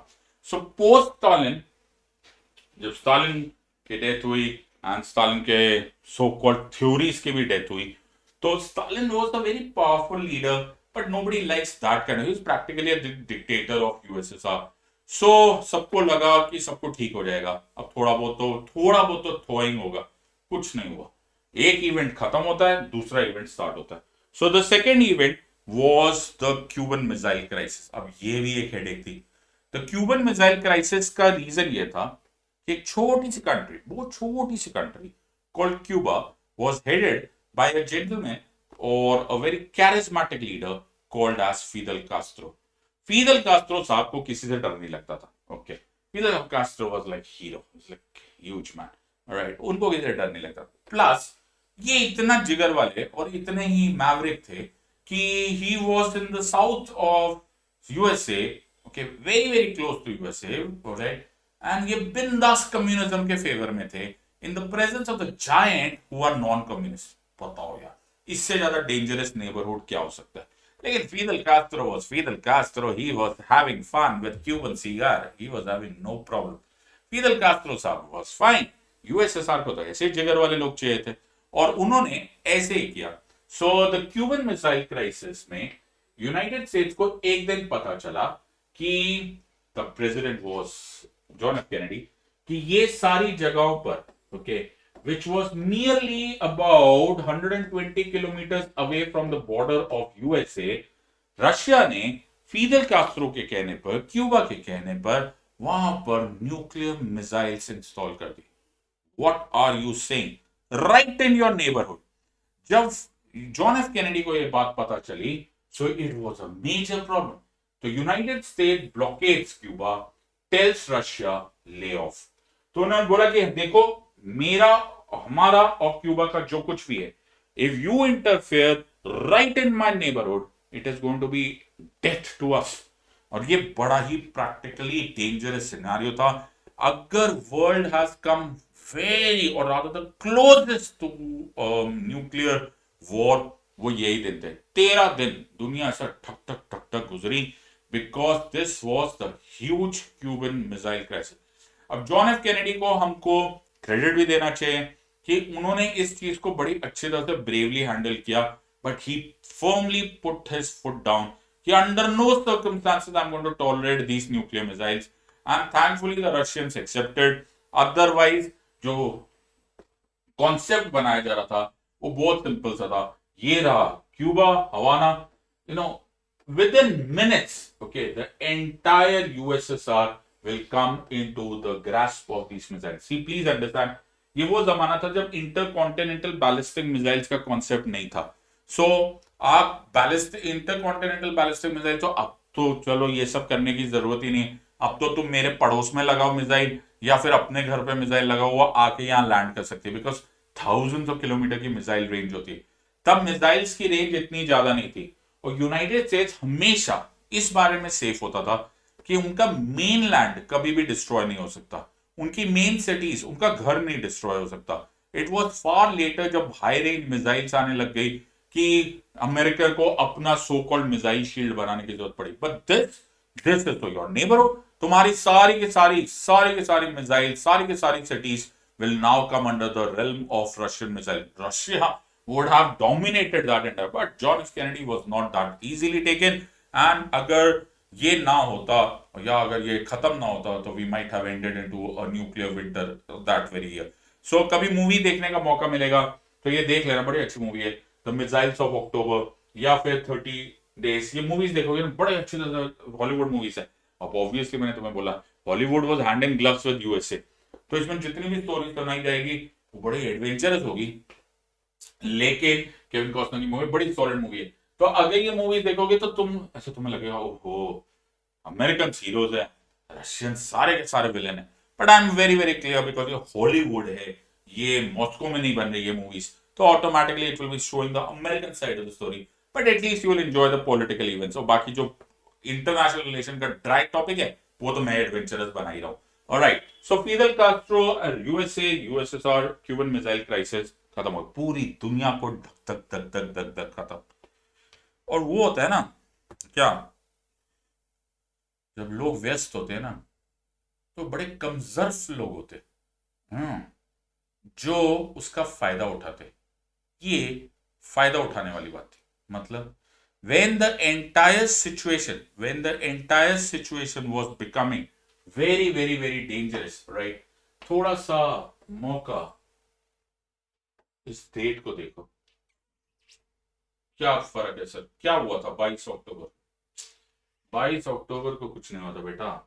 इस पूरे फेज में इन 12-13 दिनों में दुनिया कहीं और देख नहीं रही थी। और जब ऐसा होता है ना माय फ्रेंड्स, तब कोई फायदा उठाता है और वही फायदा उठाया। तो इस कंट्री से हमेशा बच के रहना, और ये तुम्हें इंटरकनेक्शन ऑफ थॉट्स में बहुत काम आएगा। जो मैं तुम्हें पढ़ा रहा हूं, इसलिए मैं पूरा फैक्ट सोना पढ़ा रहा हूं। हमें तो इंडिया से मतलब है ना, किसी ने एडवांटेज लिया। ये मैंने पिछले वीडियो में तुम्हें पढ़ाया था, ये वहीं की स्लाइड है, Chinese attack on both fronts. और अगर तुम्हें ये मौसम दिखाई दे रहा है, this was October 20th, 1962. Oh, the entire Cuban Missile Crisis के बीच का फायदा उठाया चाइना ने टू अटैक इंडिया अनप्रोवोक्ड। उस टाइम पर कोई इंडिया को हेल्प नहीं कर सकता था, कोई संभालने वाला नहीं था, because the world was on the brink of a nuclear war. I hope तुम्हें समझ में आ रहा है कि मुझसे पढ़कर तुम्हें मिलेगा इंटरकनेक्शन। कोई इस तरह से पढ़ता नहीं, कोई ऐसे पढ़ाता नहीं। सो कोल्ड वॉर का फायदा, कोल्ड वॉर कहीं और जा रहा था, लेकिन लाइफ हमारी खराब हो गई और चाइना ने उसका एब्सोल्युटली अनफोर्सीन एडवांटेज उठाया। So the entire war was fought with a close eye on what is happening in an international event. वो रेडी थे, they were just looking for a window of opportunity. और जैसे Cuban missile crisis हुआ, इन लोगों ने उसका फायदा उठाया। So the next several weeks, we were bombarded. Our forces were made to retreat. We lost thousands of square kilometers of area. China took advantage of the Cuban Missile Crisis. So दो चीजें जो एक यहाँ है एक वहां पर है, बट इट इज लिंक्ड. अगर तुम लिंक नहीं कर सकते तुमने व्यर्थ ही पढ़ा. मुझसे तो व्यर्थ ही पढ़ा, किसी और से पढ़ लेते. So it is not the entire context that you must study. You must study with absolute clarity and interconnection of thoughts. So a very important component is to be understood in this entire aspect. And now pay attention. अब arms race खतरनाक हो रही है. Sir ये वैसे विचित्र arms race थी. बड़ा सिंपल से याद है. क्या फायदा सर न्यूक्लियर वेपन्स रखने का? मैं बताता हूं. सर मेरे पास ना 2000 न्यूक्लियर वेपन्स है. आप कौन हो? अमेरिकन्स. रशियंस को बोला तुम्हारे पास कितना है?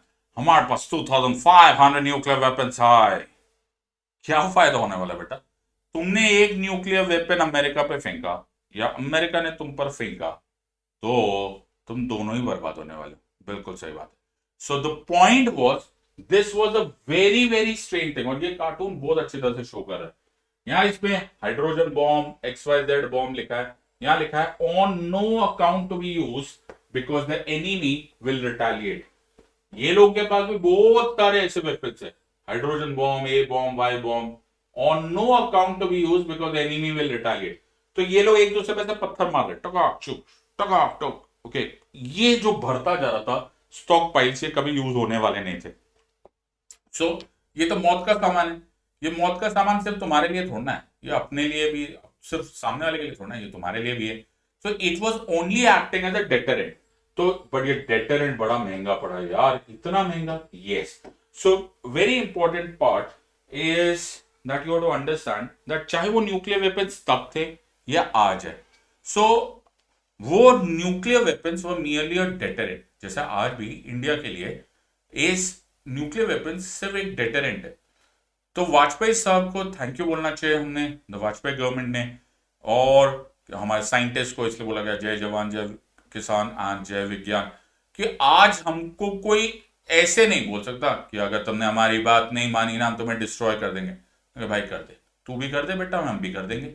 ओके, तुम्हारा ज्यादा से ज्यादा न्यूक्लियर मिसाइल हमारे पास 8 मिनट में पहुंचेगा, 9वें मिनट तक तुम्हारा भी घर उड़ जाएगा. So this was what was the so called take away of the entire nuclear stockpile. लेकिन हो क्या गया बेटा, एक एक न्यूक्लियर वेपन इतने हजारों लाखों करोड़ों डॉलर्स का बनता है कि उसमें जाने कितने गरीब बच्चों का पेट भर जाए, कितने गरीब बच्चे, कितने लोग पढ़ ले, कितने सारे वेलफेयर स्कीम्स हो जाए. और उसकी वजह से tons and tons and tons and tons of money went into making this nuclear stockpile. लेकिन वो money could have been utilized to eradicate poverty, eradicate the so many diseases that are present in this world. लेकिन ऐसा हुआ नहीं. अब America was an economic superpower and it was also doing business. Russians were also rich but not that rich. Okay, and इनकी एक problem थी. The problem was that they were working only in their block. So इन्होंने कभी commerce को और capitalism को imbibe नहीं किया और अमेरिकन ने इसका फायदा उठाया, जिसको हम थोड़ी देर में देखेंगे. So although nuclear limits were huge, but बहुत जगह पर Russians as well as Americans इनको ये प्रेशर महसूस होने लगा कि इस तरह से तो यार चलेगा नहीं. ऊपर से रशियंस ने तो रादर सोवियत यूनियन ने, जो आज भी हो सकता है, ओके, ऐसा थॉट है कि रशिया के पास भी आज भी वो मैकेनिज्म है. यूएसएसआर ने तो कमाल ही कर दिया.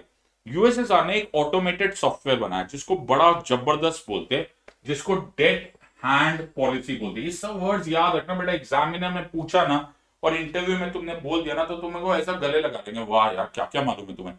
डेड हैंड पॉलिसी में एक बटन बना दिया गया, एक सॉफ्टवेयर बना दिया गया. It was an automated software कि बोला कि यार जिस दिन हम हार रहे होंगे ना, जितने हमारे न्यूक्लियर बॉम्ब्स है, जितने 10,000 के 10,000 न्यूक्लियर 10,000 है ना, सारे के सारे एक साथ चले जाएंगे, सारे के सारे एक साथ रिलीज हो जाएंगे. खत्म करो जी, खत्म. Earth will be destroyed 100 times over, game is over. इसको बोला गया डेड हैंड पॉलिसी कि खत्म है.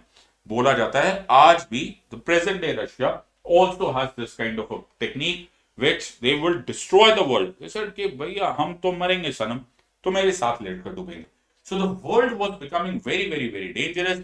और फिर अचानक वो हुआ जो करीब करीब सब लोग प्रेडिक्ट कर चुके थे, लेकिन nobody was ready to accept that is USSR overnight ताश के महल की तरह टूट गया।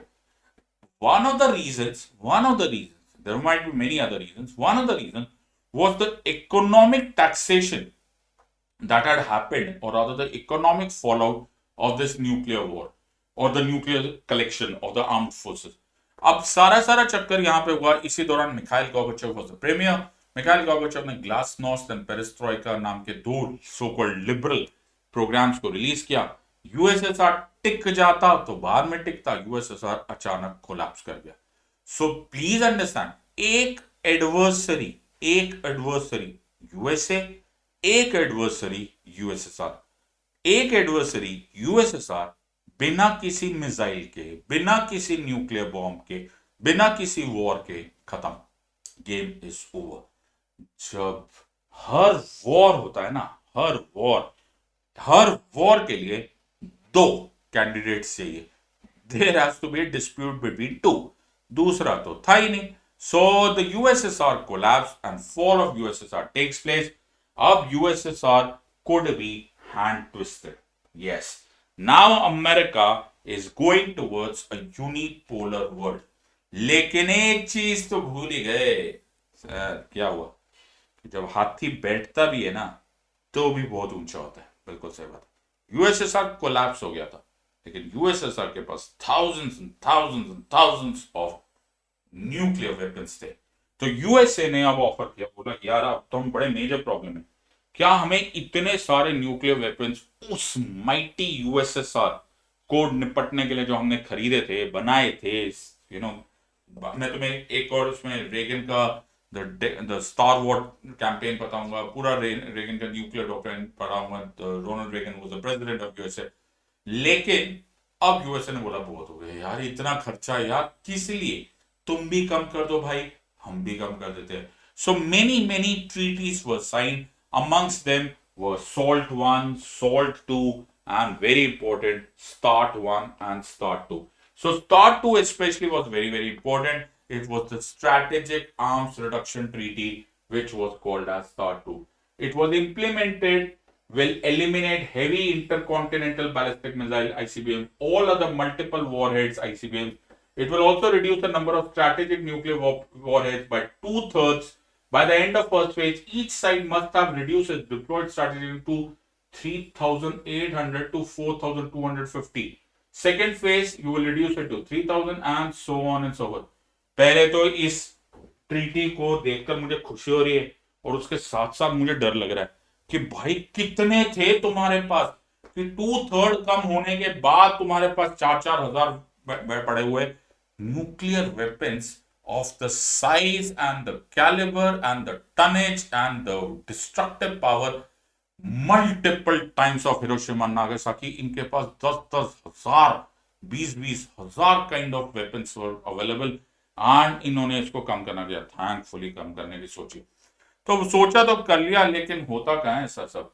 तो 3 जनवरी 1993 को इसको साइन किया गया। रशियन ने भी इसको अपने अपने सेनेट में और अपने अपने पार्लियामेंट्स में इसको सेटल किया। लेकिन एक आदमी को तो भूल ही गए, किसको? The great Vladimir Putin. Very good. तो बेटा एक एम्पायर होता है। ओके, कब तक तुम रोक लोगे यार एक पावरफुल प्राउड कंट्री? यार ये तो सोवियत से यार, ये लोग को तो पूरा नाजीज के मिलिट्री फोर्स इनको नहीं हरा पाई।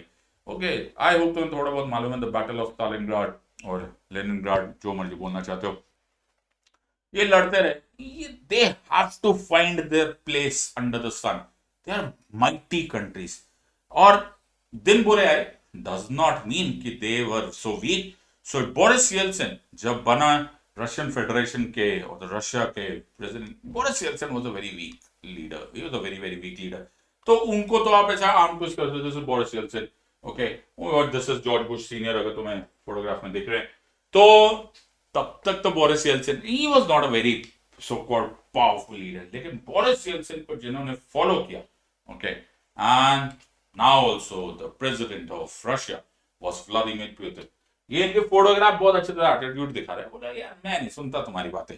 And he took a very firm stand against the so-called arm twisting method of the Western powers.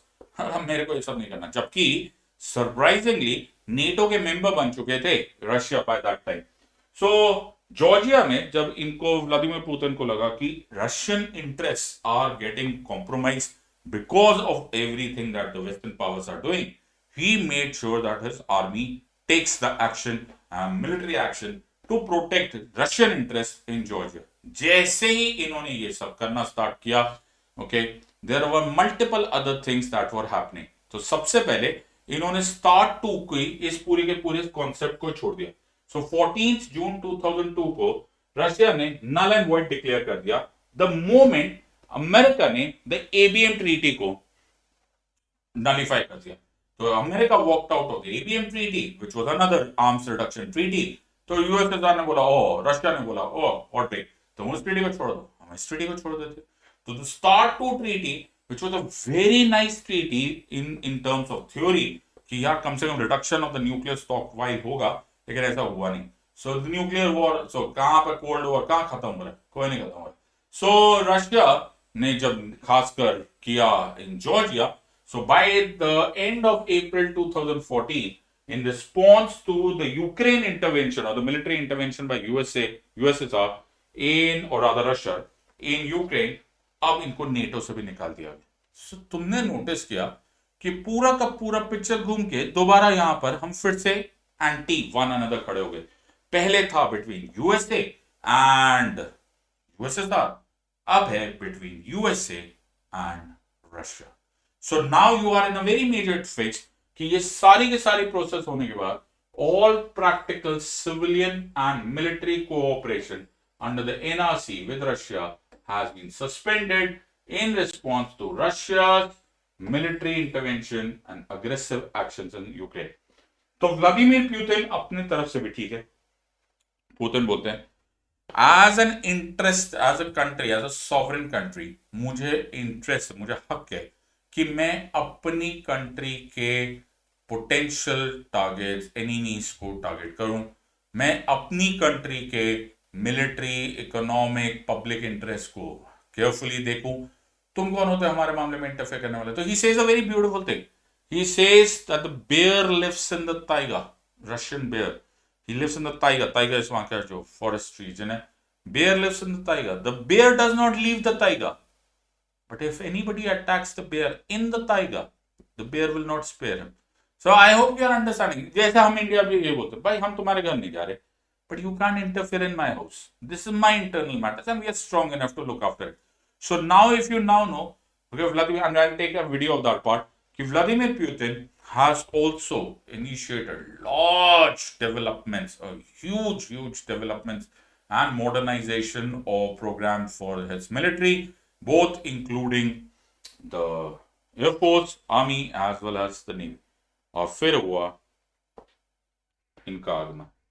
So NATO को अब कोई रेलेवेंस नहीं था. I hope you are understanding, because NATO तब तक वैलिड था या फिर रेलेवेंट था जब तक एक साइड पर यूएसएसआर था.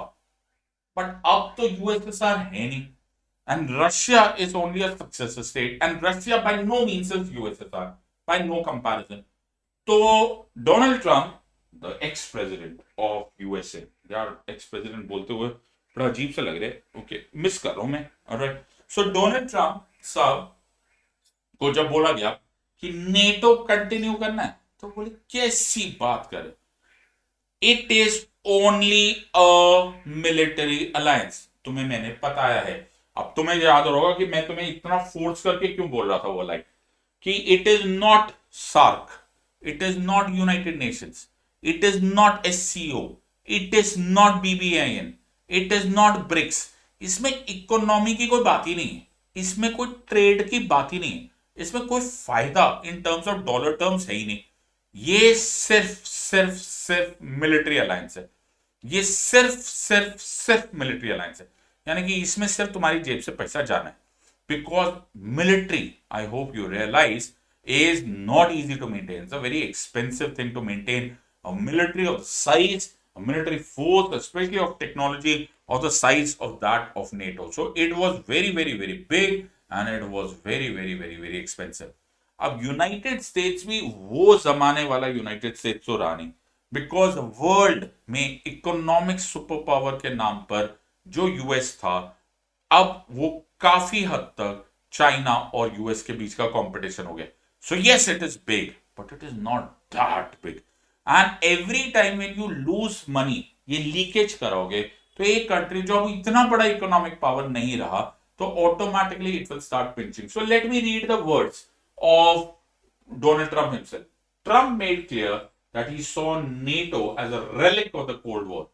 You know, we are dealing with NATO from the days of the Soviet Union, which no longer exists. We need to either transition into terror or we need something else. But Donald Trump की बात पे कुछ तो दम लग रहा है. कुछ तो लग रहा है सर. पैसे बहुत खर्चा हो रहे हैं, एडवर्सरी है नहीं, तो ये तो वही वाली बात है कि अब कोई दुश्मन है नहीं और मैं रोज जाकर एक गन खरीद के ले आऊं. किसके लिए ला रहे हो भाई, कोई है तो नहीं. लेकिन डोनाल्ड ट्रंप साहब भूल गए, क्या बात भूल गए, कि United States is not merely a country. United States is a super power. और स्पाइडरमैन ने बोला था, with great powers comes great responsibility. मतलब यार यूनाइटेड स्टेट्स, डोनाल्ड ट्रंप साहब ये बात भूल गए कि जो नेटो ट्रीटी का दिल था ना, जो धड़कता हुआ दिल था, वो था, तुम बोलो, आर्टिकल 5. आर्टिकल 5 जिसमें बोला गया था कि तुम एक नेटो मेंबर पर अटैक करो, एक किसी नेटो मेंबर पर अटैक करो, वी विल कंसिडर दैट हम सब पर अटैक हुआ है. It was that article 5. अगर कभी यूज हुआ ना, तो वो यूनाइटेड स्टेट्स के लिए ही यूज हुआ. यस, तो जिस नेटो को यूनाइटेड स्टेट्स बोल रहा है कि सारा खर्चा तो हम करते हैं, बाकी सब तो छोटी छोटी कंट्रीज है, हमारे ऊपर सारा बोझ पड़ रहा है, बेटा वो भूल गए कि सिर्फ जब 9/11 अटैक हुआ था, जब अलकायदा का, जब world Washington DC, New York and Washington DC पे अटैक हुआ था, उस टाइम पर, सिर्फ उस टाइम पर एक ही बार यूटिलाइज हुआ है, जब WTC पर जो प्लेन्स क्रैश करवाए गए, इतने हजारों लोग मरे, सिर्फ 2001 में आर्टिकल 5 को इन्वोक किया गया. तो मैं मानता हूं, and I accept that by all means, that over the period of years, right, it is the United States जो मेजर फंड उठाता है, सारा मेजर बिल उठाता है, मेजर फंडिंग करता है नेटो की, मेजर वेपन्स प्रोवाइड करता है, and it could be a huge demand on their economy. लेकिन उसका जो मेन डिप्लोमैटिक पावर पड़ती है, जो इन्फ्लुएंस होता है, जो उनकी गनशिप या गन बोट पॉलिसी चलती है, जिसकी वजह से वो इस वर्ल्ड को सो कॉल्ड यूनिपोलरली चलाना चाहता है. और सबसे इंपॉर्टेंट, जो इस कंट्री ने, सिर्फ एक इसी कंट्री ने इस आर्टिकल 5 को इन्वोक किया. So do you realise the irony of the situation? Do you understand कि ये कितना आयरॉनिक सिचुएशन है? आयरॉनिक सिचुएशन ये है कि एक कोल्ड वॉर शुरू हुआ, एक नेटो बना, tons and tons and thousands of crores and billions and billions and trillions of dollars खर्चे हुए, thousands of nuclear stockpiles हुआ, एक गोली नहीं चली एंड यूएसएसआर कोलैप्स हो गया. और वो तैयारी जो कि उस यूएसएसआर के लिए यूज हुई थी, दैट आर्टिकल 5 जो यूएसएसआर के लिए यूज हुआ था, वो तो ऐसे ही चला गया. और वो एक टेरर ग्रुप के लिए इस यूनाइटेड स्टेट्स ने यूज किया. सो दैट आर्टिकल 5, ये पूरा का पूरा cold war was nothing else but on distrust. तो सामान 100 बरस का, कल की खबर नहीं. बिल्कुल सही बात है. तो हमें पता ही नहीं था यार, सामान 100 क्या क्या तैयारी की थी. लेकिन मेरी कश्ती वहां डूबी जहां पानी कम था. बिल्कुल सही बात है. So it is very very important कि यूएस ऑल्सो रिकॉग्नाइजेस कि एक बार तुम्हें इतनी ह्यूज पावर मिल चुकी है, एक बार तुम्हें इतना रिस्पेक्ट मिल चुका है, you can not just step back and say अब हमें जरूरत नहीं है, अब we will behave like a country. लेकिन क्या होता है ना, the more things change, more they remain the same. मैं फिर ये बात बोल रहा हूं, more things change, more they remain the same. किरदार बदल गए, कहानी वही रहेगी। Now we are entering what is called as cold war 2.0। कैसी बात कर रहे हो सर, कौन सा कोल्ड वॉर? क्या रशिया दोबारा आ गया? ना, Russia will not be a participant in Cold War 2.0 because Russia, although a successor state and still a mighty powerful country, is not having that capacity to tackle US directly. It is a far mighty country as compared to Russia now. Yes, it is a powerful country, लेकिन अब US को मिल गया है एक नया adversary, and that adversary, sadly and unfortunately, right in our neighborhood, not having very good relations with us, is China. So now the world is again twisting towards from a bipolar world to a unipolar world, from a unipolar world to a bipolar world. Pehle it was US and USSR, now it is US and China. So we are entering a new Cold War regime, a new situation. तो इस Cold War से हम बड़े परेशान थे, हम पहले से परेशान थे, तब नेहरू जी परेशान थे कि हमको नहीं रखना यार, ना नॉर्थ, ना हमको वेस्टर्न ब्लॉक जाना है, ना हमको ईस्टर्न ब्लॉक जाना है, हम लोग तो नॉन अलाइन मूवमेंट रहेंगे। ठीक है नेहरू जी, आपकी बात तो सही है, क्यों? क्योंकि रशिया भी दूर का है, यूएस से भी दूर का है, कोई टेंशन नहीं है। लेकिन एक अजीब सी सिचुएशन हुई पड़ी है कि इंडिया इंडिया इस कोल्ड वॉर से बिल्कुल अलग नहीं रह सकता। ये दोनों हमारे अब हेडेक हमको सहना पड़ेगा। क्यों? क्योंकि वो कोल्ड वॉर दूसरे गांव में था, हमें पता ही नहीं चला। ओके, वो बहुत दूर था हमसे, ये हमारे नॉर्थ में ही हो रहा है। I hope you realising, North में China is our neighbour and we can not now say non aligned movement, because United States and China का ये जो नॉर्थ में जो भी ये कोल्ड वॉर होगा, कैसा भी कोल्ड वॉर होगा, will happen right in our neighborhood, right in our backyard. So, ये new Cold War with escalating threats of higher American tariffs on more Chinese imports, followed inevitably by Chinese tit for tat retaliation on American exports, talk of a trade war is everywhere. Sir, ये तो trade war है. One of the aspects of this Cold War is economy. But ऐसा नहीं है कि it will end. We can name so many, and I can name all of them. Quad. Yes. South China Sea. Yes. Conflict with Japan. Yes. Ladakh. Yes. One belt, one road. Yes. Not to leave the space wars, the cyber attacks, the dollar war, the tariff wars, you name it, China is now expanding. And United States के पास और कोई choice नहीं है but to up the ante. अगर ये नहीं हुआ तो ये पूरा area, the Southeast Asia, the South Asia, and in fact primarily the entire Asia will be dominated by China. United States foreign policy, will it allow? I am sure they will not allow. But what will happen to India? We don't know. Unlike Cold War 1.0, which was fought primarily in a distant theater, and only its thode part like Afghanistan occurred in India's neighborhood, the theater of Cold War 2.0 find India in the very center of the struggle of how the world will run in the 21st century. Oh, you cannot avoid this, my friend. You cannot avoid this. And ये तुम्हारी जिम्मेदारी है.